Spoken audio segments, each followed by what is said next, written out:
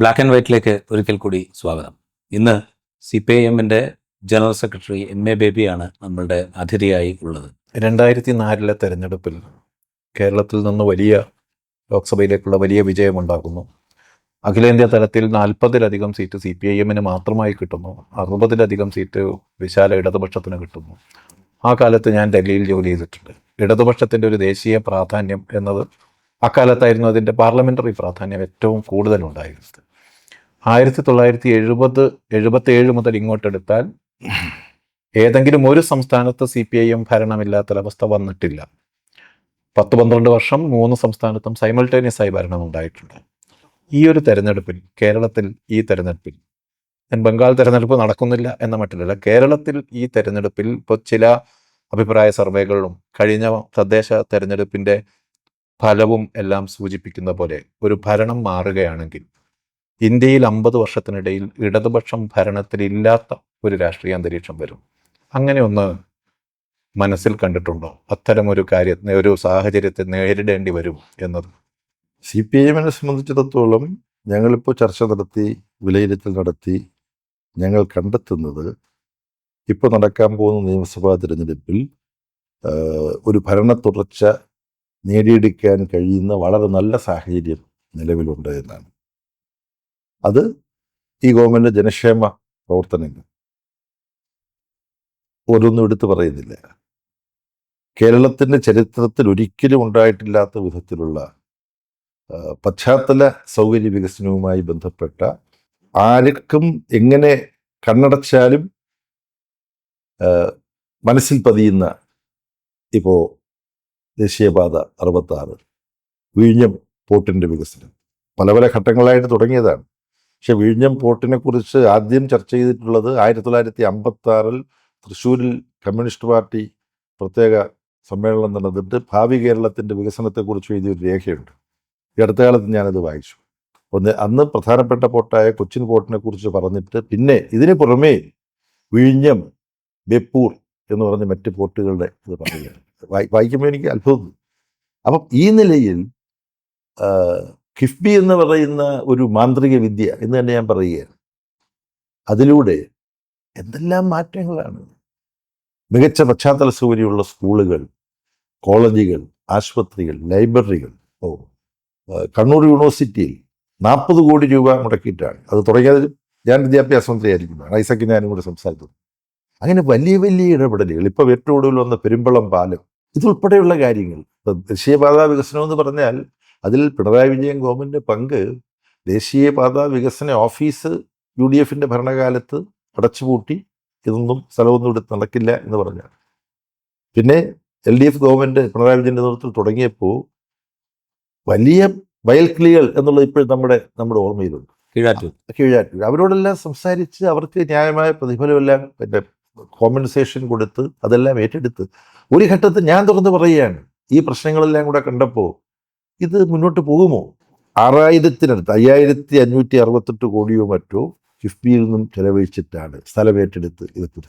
അപ്പം ഇതെല്ലാം കാണുന്നവരെ സംബന്ധിച്ചിടത്തോളം അതിനിടയ്ക്ക് ഇപ്പോൾ മൈക്കിലെ ശബ്ദമുണ്ടാക്കി പോയി അത് ശരിയാക്കാൻ വന്ന ആളിനോട് പിണറായി പെരുമാറിയ രീതി, അതിനെക്കുറിച്ച് പരാതിപ്പെടുന്നവരുണ്ട്. അത് നമുക്ക് ഓരോരുത്തർക്കും ഓരോ രീതികളില്ലേ നമ്മുടെ ഓഫീസും. അപ്പോൾ ആളുകൾ മനസ്സിലാക്കുന്നുണ്ട് ഓരോ സാഹചര്യത്തിലുള്ള പെരുമാറ്റത്തെ, അതിനെ പർവ്വതീകരിച്ച് അതിനെ വക്രീകരിച്ച്. പിണറായി വിജയൻ മുഖ്യമന്ത്രി എന്നുള്ള തരത്തിൽ നേതൃത്വപരമായി എന്ത് പങ്ക് വഹിച്ചു എന്ന് ആലോചിക്കുമ്പോൾ എന്നോട് ഇക്കാര്യങ്ങൾ പറഞ്ഞിട്ടുള്ളവർ ചിലർ പറയുന്നു ഉമ്മൻചാണ്ടിയുടെ മടിയിൽ പോയിരുന്നിട്ട് നമുക്ക് നിവേദനം കൊടുക്കാം എന്നോട് പറഞ്ഞവരുണ്ട്. നിങ്ങളത് കേട്ടിട്ടുണ്ടോ എന്ന് എനിക്ക് അറിഞ്ഞുകൂടാ. ഞാനിപ്പോൾ തുറന്നു പറയുകയാണ്. എന്നാൽ എന്താണ് പുതിയ കേരളത്തിൻ്റെ നിർമ്മിതിക്ക് എന്താണ് മുഖ്യമന്ത്രി എന്നുള്ള തരത്തിൽ നൽകിയ നേതൃത്വം? ഇതെല്ലാം പരിഗണിക്കുമ്പോൾ ഇടതുപക്ഷ ജനാധിപത്യ മുന്നണിയുടെ ഒരു തുടർച്ച ഈ തെരഞ്ഞെടുപ്പിലും ഉണ്ടാവും. അതുകൊണ്ട് ഇടതുപക്ഷ ജനാധിപത്യ മുന്നണി CPIM-ൻ്റെ നേതൃത്വത്തിൽ ഭരണം നടത്തുന്ന ഒരു സംസ്ഥാനവും ഇല്ലാത്തൊരു സാഹചര്യം 2026 നിയമസഭാ തെരഞ്ഞെടുപ്പുകൾ കഴിയുമ്പോൾ ഉണ്ടാകും എന്ന് ഞാൻ ശങ്കിക്കുന്നേയില്ല. എന്നാൽ അതുപോലുള്ള സാഹചര്യം വന്നു കഴിഞ്ഞാൽ ജനങ്ങൾ വോട്ട് ചെയ്താലാണ്. ഞാനെപ്പോഴും പറയുന്നത് ജനങ്ങളുടെ വിധി അനുകൂലമാവും, LDF-ന് അനുകൂലമാവും എന്ന് പറഞ്ഞതിന് ശേഷം എന്നാലും ഈ പറയുന്ന ഇന്നും വോട്ടെടുപ്പ് നടക്കുന്ന ദിവസവും ബാക്കി കിടക്കുന്നുണ്ട് ഏതാനും ആഴ്ച. ആ ആഴ്ചകളിൽ ഉണ്ടാകുന്ന സംഭവവികാസങ്ങളും ഒക്കെ തെരഞ്ഞെടുപ്പ് ഫലത്തെ സ്വാധീനിക്കും. പ്രത്യേകിച്ച് കേരളത്തിൽ നേരിയ വ്യത്യാസം മാത്രമാണ് പല അസംബ്ലി മണ്ഡലങ്ങളിലും ഉണ്ടാവുക. അതും അതിനുള്ള സാധ്യത എല്ലാം കാണുന്നുണ്ട്. ആ സാധ്യതയ്ക്ക് വിധേയമായി മാത്രമാണ് ഇടതുപക്ഷ ജനാധിപത്യ മുന്നണിക്ക് ജയിക്കാൻ കഴിയും എന്നുള്ള പ്രതീക്ഷ ഞാൻ ഈ വെക്കുന്നു. ഫിസിക്കലായ വികസനം അല്ലെങ്കിൽ വികസനം എന്നത് പൊതുവെ ശത്രുക്കൾ പോലും ഏറെക്കുറെ അംഗീകരിക്കുന്നുണ്ട്. വിമർശനം ഉയർന്ന കാര്യം വികസനത്തിനും അപ്പുറത്ത് ചില നയപരമായ കാര്യങ്ങളിലാണ്. പ്രത്യേകിച്ചും വർഗീയ ശക്തികളോട് അല്ലെങ്കിൽ ഒരു ഹെയ്റ്റ് മോങ്ങേഴ്സ് എന്ന് പറയാവുന്ന തരത്തിലുള്ള ആളുകളോടൊക്കെ എടുത്ത സമീപനം വലിയ തോതിൽ വിമർശിക്കപ്പെട്ടു. വെള്ളാപ്പള്ളി നടേശൻ അദ്ദേഹം വലിയ തോതിലുള്ള മുസ്ലിം വിരുദ്ധ സ്റ്റേറ്റ്മെന്റ് നടത്തിയതിൻ്റെ തൊട്ടു പിറകെ മുഖ്യമന്ത്രിയുടെ കാറിൽ കയറി പോകുന്ന സാഹചര്യം അങ്ങനെ ഒരു അവസരം ഉണ്ടാക്കുന്ന വിധത്തിൽ ചെയ്തു. ഇത്തരത്തിലുള്ള അത് ഈ തെക്കൻ മേഖലയിലോ അല്ലെങ്കിൽ കേരളത്തിലെ ഹിന്ദുത്വ വോട്ടിനെ അല്ലെങ്കിൽ ഒരു മൃദു ഹിന്ദുത്വത്തെ കൾട്ടിവേറ്റ് ചെയ്യാൻ വേണ്ടിയാണ് എന്ന വിമർശനം വളരെ ശ്രദ്ധേയരായ ആളുകളുടെ ഭാഗത്തു നിന്ന് തന്നെ ഉയർന്നു. ഇത്തരത്തിലുള്ള ഒരു നയം മാറ്റം ഈ ഏതെങ്കിലും തരത്തിൽ പരാജയപ്പെടുകയാണെങ്കിൽ ഈ ഒരു നയം കൂടി അതിലേക്ക് കോൺട്രിബ്യൂട്ട് ചെയ്യും എന്ന് ഭയക്കേണ്ടതില്ലേ? ഇതിനെ സംബന്ധിച്ച് പറയുമ്പോൾ ഒന്നാമത് ഈ CPIM-നോ CPIM-ന്റെ പോളിറ്റ് ബ്യൂറോ അംഗം കൂടിയായിട്ടുള്ള കേരള മുഖ്യമന്ത്രിക്കോ വർഗീയതയോടോ ജാതീയതയോടോ ഏതെങ്കിലും തരത്തിൽ ഒന്ന് കോംപ്രമൈസ് ചെയ്യാൻ കഴിയില്ല. CPIM-ന് കഴിയില്ല, അതാരും പ്രതീക്ഷിക്കുന്നുമില്ല. അതെ. അപ്പോൾ അങ്ങനെ കഴിഞ്ഞു എന്നുള്ളൊരു ഉദാഹരണമായിട്ട് പറയുന്നത് വെള്ളാപ്പള്ളി നടേശൻ ഈ കാറിൽ കയറിപ്പോയതാണ് അതിൻ്റെ സിമ്പലായിട്ട് പറയുന്നത്. ഞാൻ നിങ്ങളോടൊന്ന് പറയട്ടെ, അവിടെ നടന്ന അയ്യപ്പ സംഗമത്തിൻ്റെ ഭാഗമായിട്ട് അവിടെ കൂടി അങ്ങനെ പോകുന്നു, കയറാൻ വേണ്ടി വന്നു. കാറിലേക്ക് കയറാൻ വേണ്ടി ചെന്ന വെള്ളാപ്പള്ളി നടേശനെ നിങ്ങൾ കാറിൽ കയറണ്ട, നിങ്ങൾ വേറെ എന്തെങ്കിലും സംവിധാനത്തിൽ വരൂ എന്ന് പറഞ്ഞ് മാറ്റി നിർത്തിയിരുന്നെങ്കിൽ നിങ്ങളതിനെക്കുറിച്ച് എന്ത് പറയുമായിരുന്നു എനിക്കറിഞ്ഞൂടാ. പക്ഷെ എന്താകുമായിരുന്നു കേരളീയ സമൂഹം ചർച്ച ചെയ്യുക? കാറിൽ കയറുന്നതിനെ കുറിച്ചുള്ള ഒരു ചോദ്യമല്ല ഇത്. അതായത് അതിലേക്ക് വരാം. അതിന്റെ സിമ്പിളായിട്ട് നിങ്ങൾ ഇത് പറഞ്ഞത് ഇതാണല്ലോ, എല്ലാവരും പറയുന്നതാണല്ലോ. മറ്റു നിലയിൽ വെള്ളാപ്പള്ളി നടേശൻ എടുത്ത സമീപനങ്ങളെ സംബന്ധിച്ച് പിണറായി വിജയൻ ഉൾപ്പെടുന്ന പാർട്ടിയുടെ കേരള സംസ്ഥാന സെക്രട്ടേറിയറ്റ് ഒരു പ്രസ്താവന ഇറക്കിയിട്ടുണ്ട്. വിദ്വേഷം വമ്പിക്കുന്ന തരത്തിലുള്ള പ്രസ്താവനകൾ നടത്തുന്നത് സമൂഹത്തിന് അംഗീകരിക്കാൻ കഴിയുകയില്ല. അപ്പോൾ അതിനെക്കുറിച്ച് പിന്നെ വന്നത് വെള്ളാപ്പള്ളി നടേശൻ്റെ പേര് നിങ്ങൾ അതിനകത്ത് പറഞ്ഞില്ലല്ലോ എന്നാണ്. അപ്പോൾ ഞാൻ അദ്ദേഹത്തോട് ചോദിച്ചു, അപ്പോൾ വെള്ളാപ്പള്ളി നടേശനെ ഉദ്ദേശിച്ചാണ് ആ പ്രസ്താവന എന്ന് നിങ്ങൾക്ക് മനസ്സിലായി ഇല്ലേ? അത് മനസ്സിലായി. ഞാൻ പറഞ്ഞ അത്രേ വേണ്ടു. അപ്പോൾ അതിലൊരു പ്രശ്നം വരുന്നതെന്ന് വെച്ച് കഴിഞ്ഞാൽ, ഇപ്പോൾ കഴിഞ്ഞ ലോക്സഭാ തെരഞ്ഞെടുപ്പിന് ശേഷവും കഴിഞ്ഞ തദ്ദേശ ഭരണ തെരഞ്ഞെടുപ്പിന് ശേഷവും സംസ്ഥാനത്ത് ജമാഅത്തെ ഇസ്ലാമിക്കെതിരായ രൂക്ഷമായ വിമർശനം CPIM-ൻ്റെ നേതാക്കൾ നിരന്തരമായി ഉന്നയിച്ചു കൊണ്ടിരുന്നു.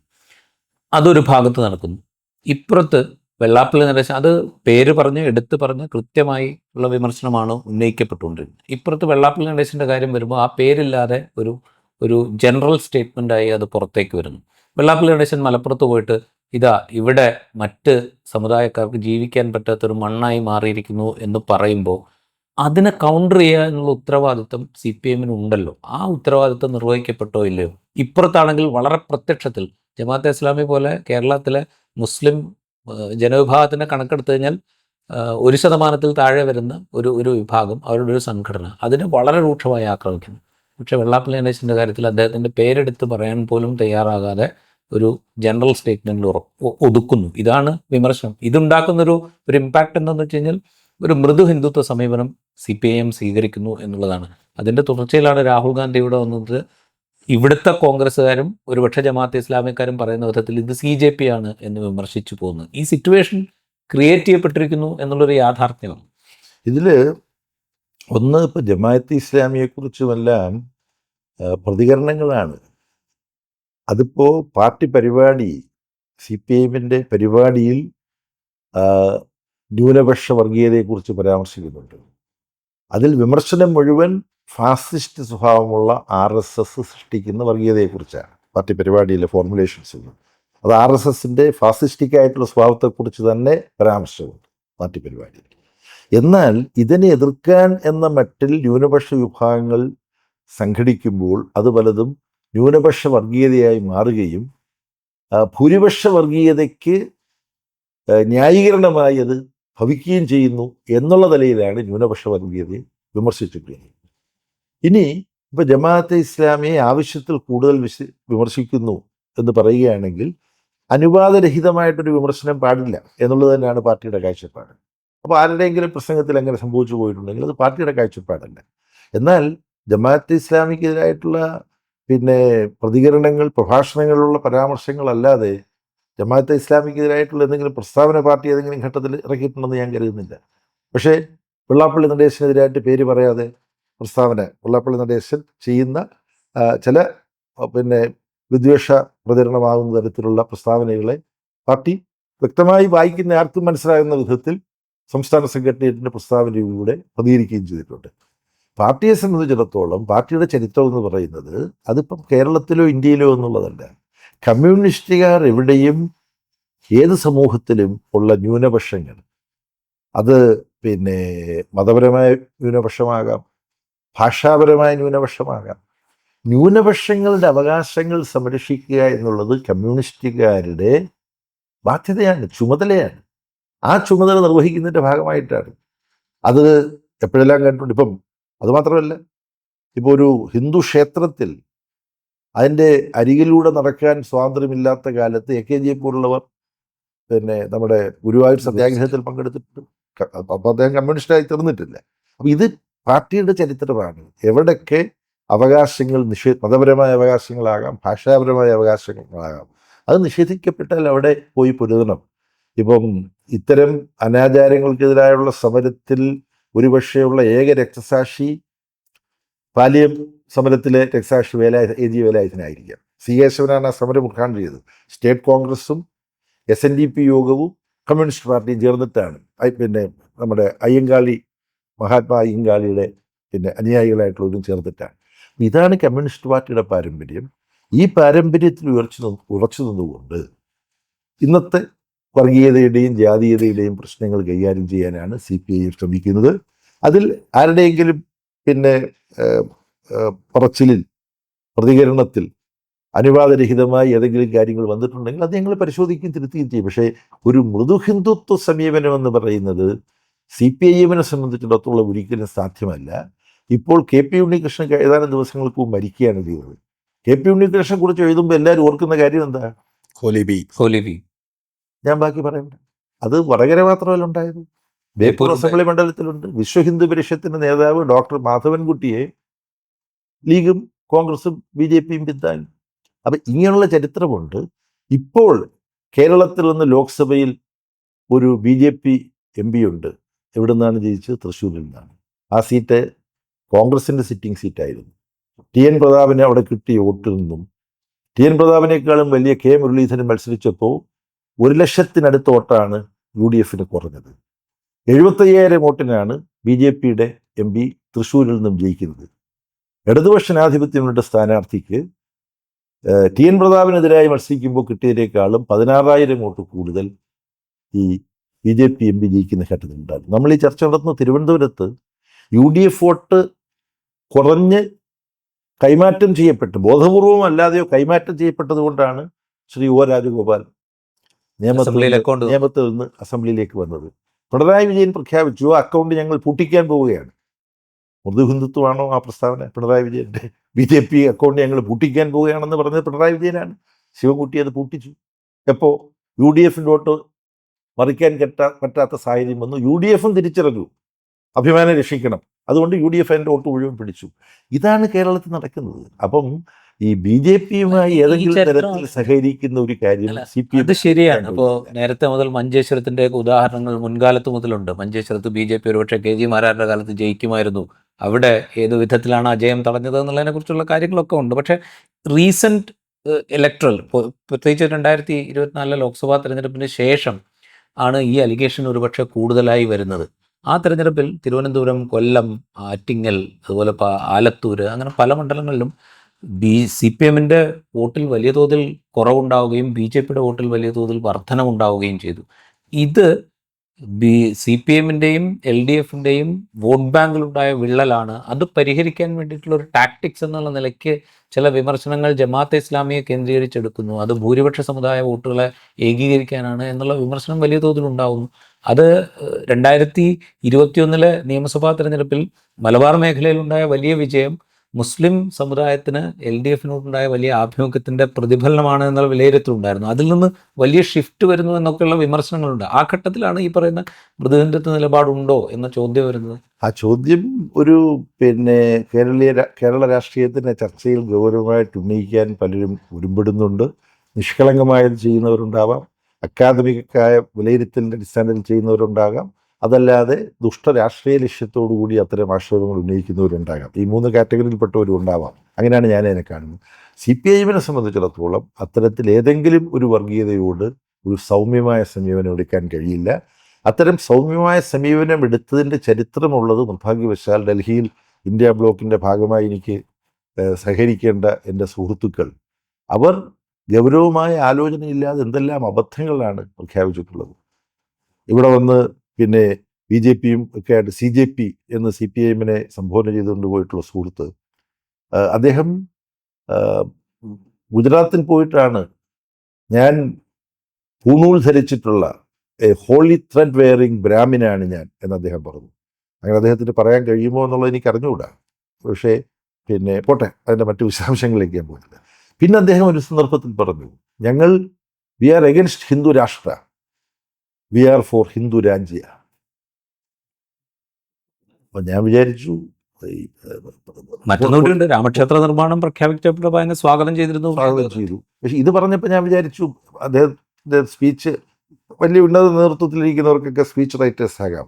അമേരിക്കൻ പ്രസിഡന്റിനുണ്ട്, റഷ്യയിലെ ഗോർബച്ചോവിനുണ്ടായിരുന്നു, ക്രൂഷ്ചേവിൻ്റെ ഒരു സ്പീച്ച് റൈറ്ററെ കാണാൻ എനിക്ക് അവസരമുണ്ടായി. അവിടെ തകർന്നതിന് ശേഷം ഞാൻ റഷ്യ സന്ദർശിച്ചപ്പോൾ വളരെ പ്രായം ചെന്ന ഒരാളാണ്. അദ്ദേഹം വലിയ അഭിമാനത്തോട് പറഞ്ഞു, ഐ യൂസ് ടു റൈറ്റ് ഈ സ്പീച്ച്. അത് അതൊക്കെ ഉണ്ടാവും, പലപ്പോഴും വേണ്ടി വരും, നമുക്ക് പലരുടെയും സഹായം തരേണ്ടി വരും. ഞാൻ വിചാരിച്ചു ഇത് അങ്ങനെ ആരുടെയോ സഹായം കിട്ടിയപ്പോൾ പോയ അബദ്ധമായിരിക്കും എന്ന് വിചാരിച്ചു. പക്ഷെ അദ്ദേഹം പിന്നെ ഉത്തർപ്രദേശിൽ പോയിട്ട് ഇത് തന്നെ പറഞ്ഞു, ഹിന്ദു രാഷ്ട്രം RSS, ഞങ്ങൾ ഹിന്ദു രാജ്യം.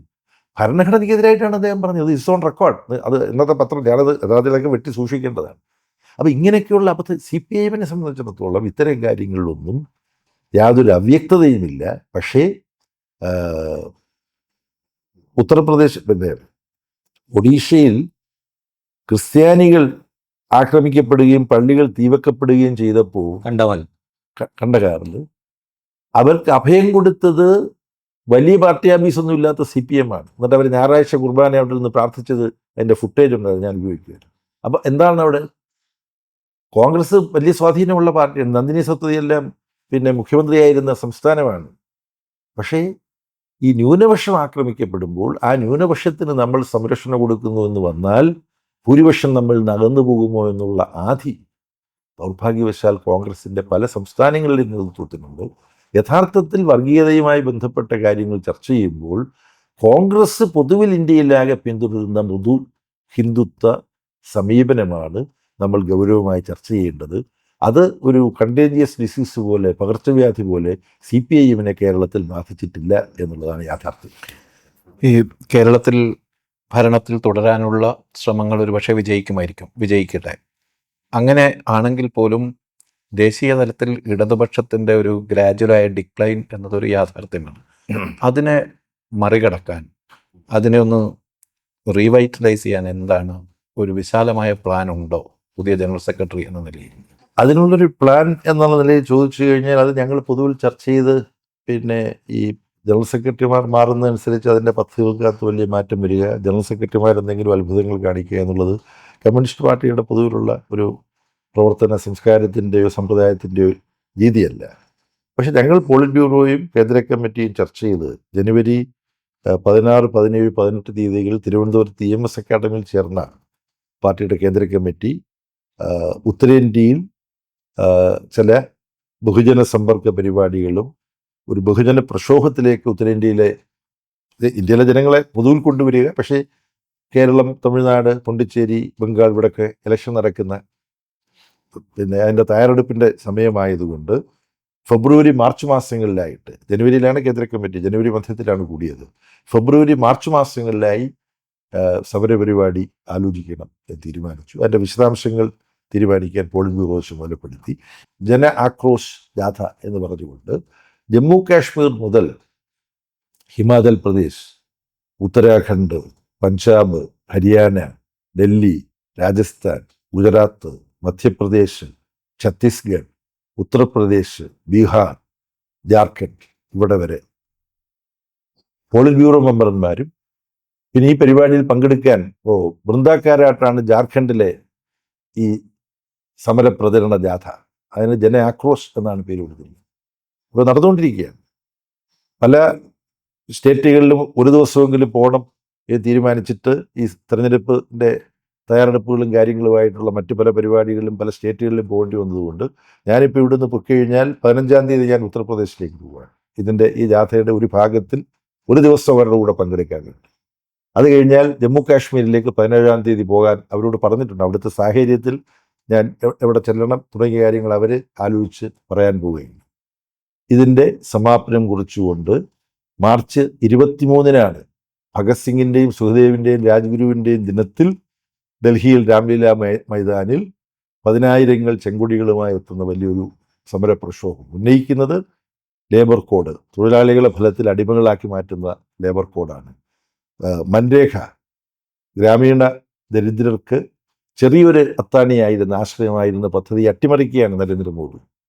ഇലക്ട്രിസിറ്റി ബില്ല് വരികയാണ്, പിന്നെ സീഡ് ബില്ല് വരികയാണ്. അപ്പം വിവിധ വിഭാഗം ജനങ്ങൾക്കെതിരായിട്ടുള്ള ആക്രമണങ്ങളുമായി നരേന്ദ്രമോദി ഗവൺമെൻറ് മുന്നോട്ട് പോകുമ്പോൾ അതിനെതിരായിട്ട് ജനങ്ങളെ അണിനിരത്തിയിട്ടുള്ളൊരു സമരം നടത്തുന്നത് CPM മാത്രമാണ്. ഇവിടെ പ്രതിപക്ഷമുണ്ട്, പ്രതിപക്ഷം പാർലമെൻറ്റിൽ ചില ബഹളം ഉണ്ടാക്കുന്നു. പക്ഷെ ജനങ്ങളെ അണിനിരത്തുന്ന അത് ഒരിക്കലും ഇപ്പം അവിടെ ഞാനൊന്ന് ചോദിച്ചോട്ടെ, ഇപ്പോൾ പാർലമെന്റിൽ നരവനയുടെ പുസ്തകം ഉന്നയിക്കാൻ രാഹുൽ ഗാന്ധി ശ്രമിക്കുന്നു, അതിന് അനുമതി കിട്ടുന്നില്ല. ഇപ്പോൾ എപ്സ്റ്റീൻ ഫയൽ ഉന്നയിക്കാൻ ശ്രമിക്കുന്നു, അതിന് അനുമതി കിട്ടുന്നില്ല. അവിടെ പക്ഷേ ഒരു പ്രതിപക്ഷത്തിൻ്റെ കൂട്ടായ പ്രതിഷേധം അവിടെ കാണുന്നില്ല. മുൻപ് കർഷക സമരം ഉണ്ടായ സമയത്ത് പ്രതിപക്ഷത്തിൻ്റെ ഒരു യോജിച്ച ശ്രമം ഉണ്ടായതുപോലെയെങ്കിലും തോന്നിച്ചിരുന്നു. ഇപ്പോൾ പ്രതിപക്ഷത്തിന് ശക്തിയുണ്ട് പാർലമെൻറ്റിൽ കുറേയൊക്കെ, മുൻപ് കാലത്തെ അപേക്ഷിച്ച്. അപ്പോൾ ഒരു കുറെ കൂടെ കൂട്ടായ ഒരു ശ്രമത്തിന് വേണ്ടിയിട്ടുള്ള ഒരു മുൻകൈയെടുക്കൽ. ഇപ്പോൾ ഹർകിഷൻ സിംഗ് സുർജിത്തൊക്കെ ജനറൽ സെക്രട്ടറി ആയിരുന്ന കാലത്ത്, സീതാറാം യെച്ചൂരി ജനറൽ സെക്രട്ടറി ആയിരുന്ന കാലത്തൊക്കെ അതിനുള്ളൊരു ശ്രമം CPIMൻ്റെ ജനറൽ സെക്രട്ടറിയുടെ ഭാഗത്തു നിന്നൊക്കെ ഉണ്ടായിരുന്നു, CPM ലീഡർഷിപ്പിൻ്റെ ഭാഗത്തു നിന്നുണ്ടായിരുന്നു. അപ്പോൾ അതിനുള്ളൊരു മുൻകൈയെടുക്കൽ CPIMൻ്റെ ജനറൽ സെക്രട്ടറി ജനറൽ സെക്രട്ടറി അതിന് ശേഷം ഞാൻ ആദ്യം ചെയ്തത് ഖർഗെയുമായിട്ട് ഉള്ള മീറ്റിംഗ്, AICC പ്രസിഡന്റ് ശ്രീ ഖർഗെയുമായിട്ടുള്ള മീറ്റിംഗ്, തമിഴ്നാട് മുഖ്യമന്ത്രി സ്റ്റാലിനുമായിട്ടുള്ള മീറ്റിംഗ്, NCPയുടെ നേതാവ് ശരത് പവാറുമായിട്ടുള്ള മീറ്റിംഗ്, RJDയുടെ നേതാവ് തേജസ്വി യാദവുമായിട്ടുള്ള മീറ്റിംഗ്. ലാലു പ്രസാദ് യാദവിനെ പണ്ട് മുതൽ എനിക്ക് പരിചയമുണ്ട്. പക്ഷേ അദ്ദേഹം രോഗവും മറ്റും കാര്യങ്ങളും ആയതുകൊണ്ട് ബന്ധപ്പെട്ടപ്പോൾ തേജസ്വിയെ കണ്ടാൽ മതി എന്ന് ഞങ്ങൾ തേജസ്വിയെ കണ്ടു. പിന്നെ സുപ്രിയ സുലെയെ കണ്ടു, ശരത് പവാർജിയുടെ, അഖിലേഷ് യാദവിനെ കണ്ടു. ഇങ്ങനെ പ്രതിപക്ഷത്തുള്ള പ്രധാനപ്പെട്ട പാർട്ടികളുടെ മുഴുവൻ നേതാക്കന്മാരെ പോയി കണ്ട് അവരുമായി സംസാരിച്ചത് ഇലക്ഷൻ്റെ സമയത്ത് മാത്രമാണ് നമ്മൾ ഇന്ത്യ ബ്ലോക്ക്, മറ്റു സമയത്തും ഇന്ത്യ ബ്ലോക്ക് വേണം എന്നുള്ള കാര്യം ഇവരോട് നിങ്ങൾ ചോദിച്ചത് കൊണ്ട് ഞാനിപ്പോൾ മറുപടിയായിട്ട് പറയുകയാണ്. ഇതിപ്പം ഇവരെല്ലാം കണ്ടു എന്നുള്ളൊരു വാർത്തയാകാൻ തന്നെ ഞാൻ താല്പര്യം കാണിച്ചിട്ടില്ല. വാർത്തയായിട്ടില്ലെന്നാണ് ഞാൻ വിചാരിക്കുന്നത്. ഞാൻ അങ്ങനെ ഒരു വാർത്ത വായിച്ചിട്ടില്ല. വാർത്തയാകണ്ട എന്ന് കാര്യം ഇതൊരു വർക്കാണ്. പക്ഷെ എന്താണ് പിന്നെ ജനറൽ സെക്രട്ടറിയുടെ ഒരു ചുമതലയാണിത് എന്നുള്ള അർത്ഥത്തിൽ ഇത്തരത്തിലുള്ള ശ്രമങ്ങൾ നടത്തിയിട്ടുണ്ട്. വോട്ട് ജോലിക്കെതിരായിട്ട് ബീഹാറിൽ നടന്ന സമരം രാഹുൽ ഗാന്ധിക്കൊപ്പം 2 സന്ദർഭങ്ങളിൽ അവിടുത്തെ പരിപാടിയിൽ പങ്കെടുത്തിട്ടുണ്ട് ഇത്തരത്തിലുള്ള പിന്നെ ഇടപെടലിൻ്റെ ഭാഗമായി. പിന്നെ ഇന്ത്യ ബ്ലോക്കിൻ്റെ 2 യോഗങ്ങളെ നടന്നിട്ടുള്ളൂ. ഒന്ന് ഓൺലൈൻ മീറ്റിംഗ് ആയിരുന്നു, അതിൽ പങ്കെടുത്തു. മറ്റൊന്ന് പിന്നെ ഫിസിക്കലായിട്ട് പിന്നെ നടന്ന യോഗമാണ്. അവിടെയാണ് വൈസ് പ്രസിഡന്റിന് പൊതു സ്ഥാനാർത്ഥി വേണം.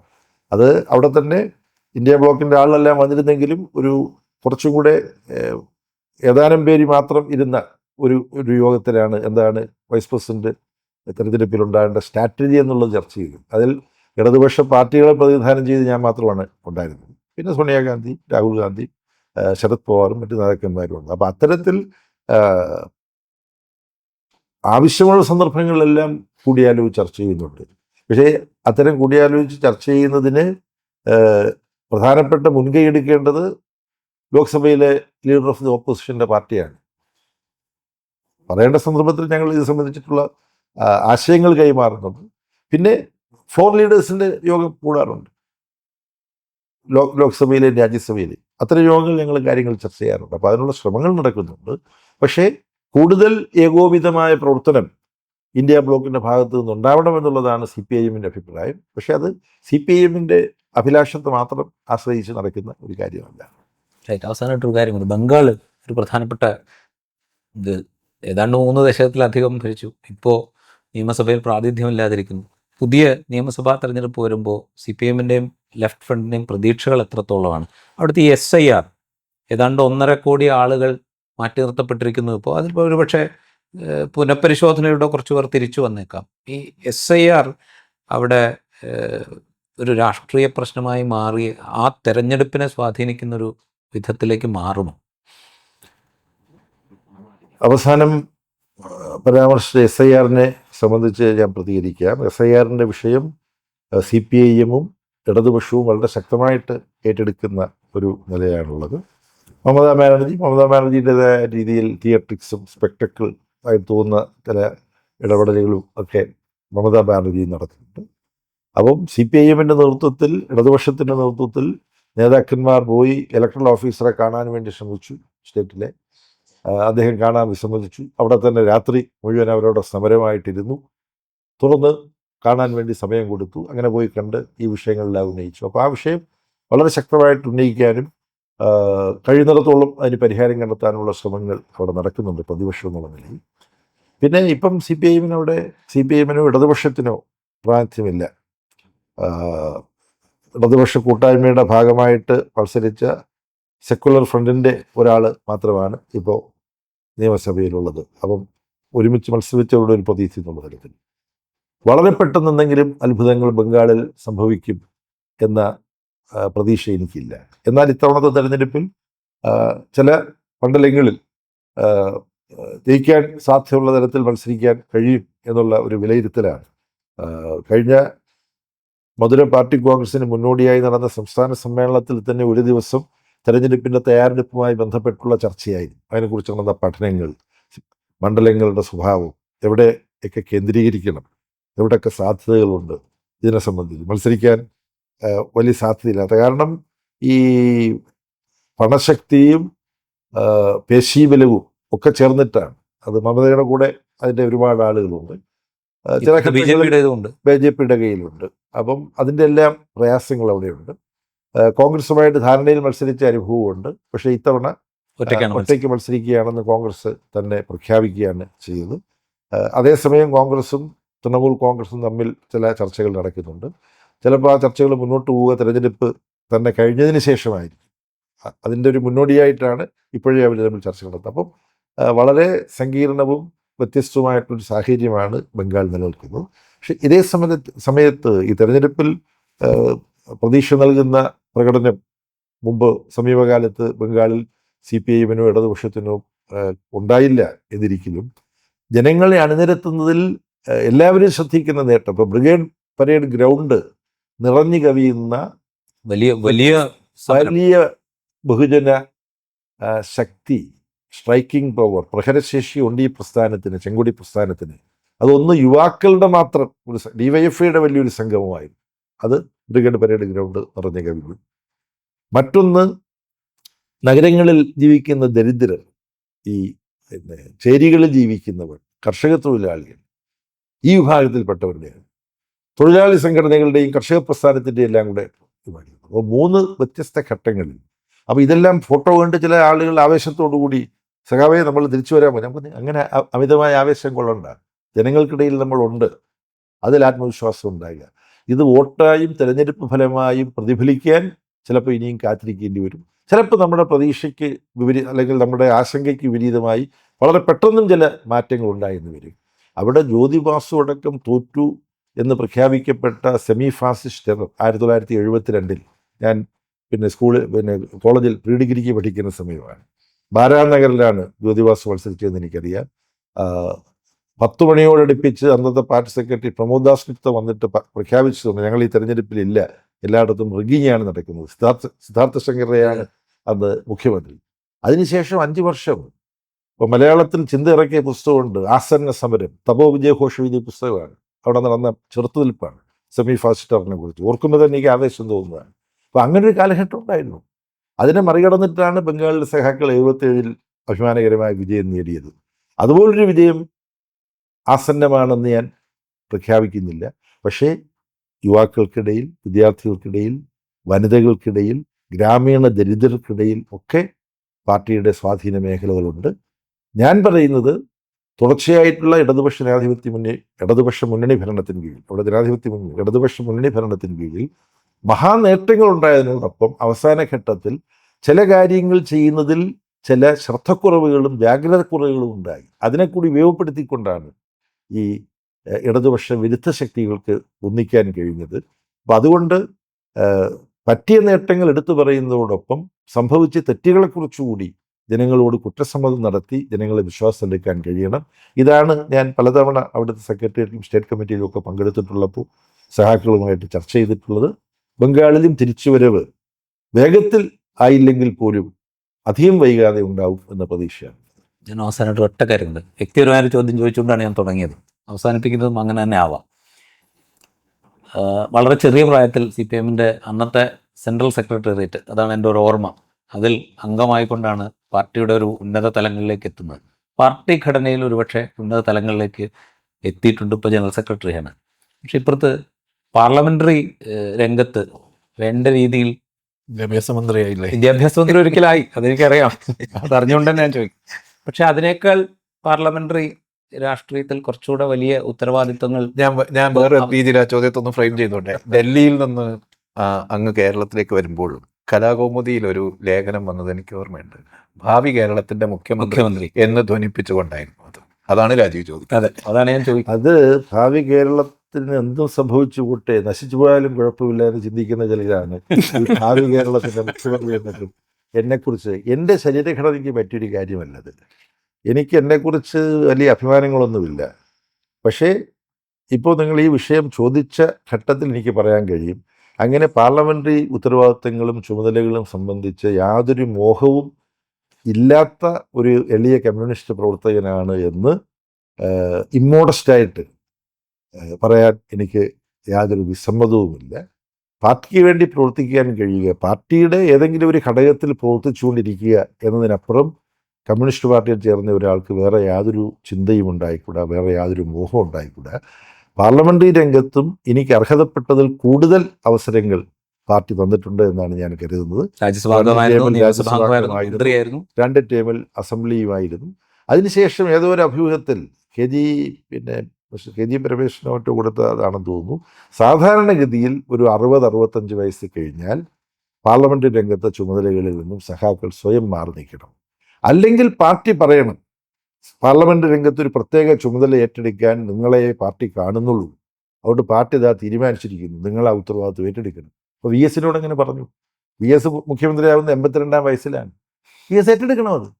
അപ്പോൾ ഞാൻ ഈ 60-65 വയസ്സിൽ ഒഴിയണമെന്ന് പറഞ്ഞപ്പോൾ തന്നെ, അന്ന് VS ഒക്കെ ഉള്ള സമയമാണ്, ഞാൻ പറഞ്ഞത് VS-ന് ബാധകമല്ല, പിണറായി വിജയന് ബാധകമല്ല, കോടിയേരി ബാലകൃഷ്ണന് ബാധകമല്ല. പക്ഷെ ഞാൻ എനിക്ക് സ്വയം ബാധകമായി കാണുന്നു.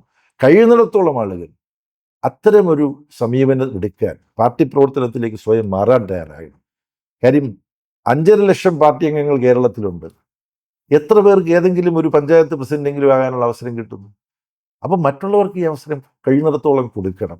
എന്നാൽ പാർട്ടിയുടെ ആവശ്യം പ്രമാണിച്ച് ചില നേതൃത്വപരമായ ചുമതലകൾ പാർലമെന്റ് രംഗത്ത് ഏറ്റെടുക്കാൻ നിങ്ങളാണ് യോഗ്യൻ എന്ന് കണ്ടാൽ അവരത് അംഗീകരിക്കാൻ തയ്യാറാകണം. അതുകൊണ്ട് ഈ രംഗത്ത് എനിക്ക് എന്തെങ്കിലും ഒരു പരിഗണന കുറവുണ്ടായി എന്ന് ഞാൻ ചിന്തിക്കുന്നേ ഇല്ല. ഒരൊറ്റ കാര്യമുണ്ട്, അതും വ്യക്തിപരമാണ്. ഇപ്പോൾ MA ബേബി, സീതാറാം യെച്ചൂരി, പ്രകാശ് കാരാട്ട്, ഇങ്ങനെ പാർട്ടിയുടെ ഒരു യുഗത്തെ നിയന്ത്രിച്ച നേതാക്കളെ മുഴുവൻ കഴിഞ്ഞ തലമുറ ഉയർത്തിക്കൊണ്ടുവരുന്ന കാഴ്ച നമ്മൾ കണ്ടിട്ടുണ്ട്. അതുപോലെ തന്നെയായിരുന്നു കേരളത്തിലും. ഇപ്പോൾ VS ഉണ്ടായിരുന്നു, പിണറായി കഴിഞ്ഞാൽ കോടിയേരി ഉണ്ട്, MA ബേബി ഉണ്ട്. അങ്ങനെ ഈ ഗ്യാപ്പ് കഴിഞ്ഞതിന് ശേഷം ഒരു പാൻ കേരള അക്സെപ്റ്റൻസ് ഉള്ള ഒരു ലീഡർഷിപ്പിനെ അല്ലെങ്കിൽ ഒരു ലീഡറെ ഉയർത്തിക്കാട്ടാൻ സാധിച്ചിട്ടുണ്ടോ? അങ്ങനെ സാധിക്കാതെ പോയിട്ടുണ്ടോ ഈ ലീഡർഷിപ്പിന്? അല്ല, നമ്മൾ ചർച്ച ചെയ്യുന്നതിനിടയ്ക്ക് പറഞ്ഞു, സാധാരണ സമ്പ്രദായങ്ങളെ സൂക്ഷ്മമായിട്ട് പിന്തുടരാതെ ഈ ജില്ലാ സെക്രട്ടറിമാരൊക്കെ ആകുന്നവരെ മാത്രം സ്റ്റേറ്റ് സെക്രട്ടറിയേറ്റ് എടുക്കുക തുടങ്ങിയ പിന്തുടർന്നു പോന്നിരുന്ന സമീപനത്തിന് പകരം 4-5 പേര് വളരെ പെട്ടെന്ന് ഒരു പരിധിവരെ ആരും പ്രതീക്ഷിക്കാതെ സംസ്ഥാന സെക്രട്ടേറിയറ്റൊക്കെ എടുത്തു. അവർ പലരും ഇപ്പൊ കേന്ദ്ര കമ്മിറ്റി മെമ്പർമാരായി. ഇപ്പൊ പിന്നെ K N Balagopal, P Rajeev, Puthalath Dineshan, ഇവരെല്ലാം പാർട്ടിയുടെ കേന്ദ്ര കമ്മിറ്റി മെമ്പർമാരാണ്. ഇപ്പൊ ഞാനെല്ലാം എൻ്റെ ഒരു ഗുരുവായിട്ടൊരാളെ പറഞ്ഞുകൂടാ എങ്കിൽ പോലും ശ്രീധരൻ NS എന്ന് ഞങ്ങളെ വിളിക്കുന്നതാണ്. കൃഷ്ണപിള്ളയെ നേരിട്ട് കാണാൻ കഴിയാതെ പോയതിൻ്റെ ദുഃഖമുണ്ടെങ്കിലും NS കണ്ടല്ലോ. NS കൃഷ്ണപിള്ളയുടെ ഞങ്ങളുടെ കാലത്തെ ഒരു രൂപമാണ്. ആ NS ഒരു MLA പോലും ആയിട്ടില്ല. അപ്പം NS നേതൃത്വത്തിലേക്ക് വരുന്നത് എത്ര ജില്ലാ സെക്രട്ടറി ആയിട്ടിരിക്കുമ്പോഴാണ് വരുന്നത്. അപ്പം ആ കാലത്തിൽ നിന്ന് വ്യത്യസ്തമായി ഇപ്പോൾ പുതിയ തലമുറയിൽപ്പെട്ടവരെ ഉയർത്തിക്കൊണ്ടുവരാനുള്ള കൃത്യമായ കാഴ്ചപ്പാടോട് കൂടിയിട്ടുള്ള ശ്രമങ്ങളുണ്ട്. ഇപ്പൊ പാർട്ടിയുടെ പോളിറ്റ് ബ്യൂറോയിലുള്ള അരുൺകുമാർ, വിജു കൃഷ്ണൻ, ഇങ്ങനെയുള്ള ഒരു കൂട്ടം ആളുകൾ, കേന്ദ്ര കമ്മിറ്റിയിൽ വന്നിട്ടുള്ള ആളുകൾ. ഞാൻ പറഞ്ഞല്ലോ, പുത്തളത്ത് നാരായണനോ പിന്നെ PV കുഞ്ഞിക്കണ്ണനോ MV രാഘവനോ ശ്രീധരനോ ഒന്നും കേന്ദ്ര കമ്മിറ്റി മെമ്പർമാരായിട്ടില്ല, ഗൗരിയമ്മയായിട്ടില്ല. അപ്പം അതിൽ നിന്ന് വ്യത്യസ്തമായി ഇപ്പോൾ പുതിയ തലമുറയെ വേഗത്തിൽ വളർത്തിക്കൊണ്ടുവരാനും അവരെ വേഗത്തിൽ കാര്യങ്ങൾ പഠിപ്പിക്കാനും വേഗത്തിൽ അവർക്ക് അനുഭവസമ്പത്ത് കൈമാറാനും ഒക്കെയുള്ള ബോധപൂർവമായ ശ്രമങ്ങൾ കേരളത്തിലും ബംഗാളിലും മറ്റു സംസ്ഥാനങ്ങളിൽ നിന്നും. ഇപ്പൊ ബംഗാളിൽ 2 യുവതികൾ, മീനാക്ഷിയും പിന്നെ വേറെ അബ്രീന, അവർ സംസ്ഥാന സെക്രട്ടേറിയറ്റിലുണ്ട്, കേന്ദ്ര കമ്മിറ്റിയിലുണ്ട്. അപ്പം ഇത് പാർട്ടി നേതൃത്വം ഇത് തിരിച്ചറിയുന്നുണ്ട്. പാർട്ടിയുടെ ഈ ആവശ്യം, പുതിയ ഉത്തരവാദിത്വങ്ങൾ ഏറ്റെടുക്കാൻ പുതിയ തലമുറയെ പരിശീലിപ്പിക്കേണ്ടതുണ്ട്. ഇത്ര പോരാന്നുള്ള അഭിപ്രായക്കാരനാണ് ഞാൻ. എന്നാൽ നടക്കുന്നുണ്ട് ആ ശ്രമം. ബ്ലാക്ക് ആൻഡ് വൈറ്റിൽ വളരെ സമ്പന്നമായ ഒരു സംഭാഷണമാണ് CPIMൻ്റെ ജനറൽ സെക്രട്ടറി MA ബേബിയുമായി നടത്തിയത്. അദ്ദേഹം സ്വയം വിമർശനാത്മകമായും പാർട്ടിയുടെ തലത്തിൽ നിന്നുള്ള വിമർശനാത്മകരമായും ഒക്കെ ഇതിൽ സംസാരിച്ചിട്ടുണ്ട്. അദ്ദേഹത്തിൻ്റെ പ്രതീക്ഷകൾ ബംഗാളിനെ സംബന്ധിച്ചും കേരളത്തെ സംബന്ധിച്ചും ഒക്കെ അദ്ദേഹം പങ്കുവയ്ക്കുന്നു. ബ്ലാക്ക് ആൻഡ് വൈറ്റിൽ മറ്റൊരു എപ്പിസോഡുമായി നമുക്ക് വീണ്ടും കാണാം.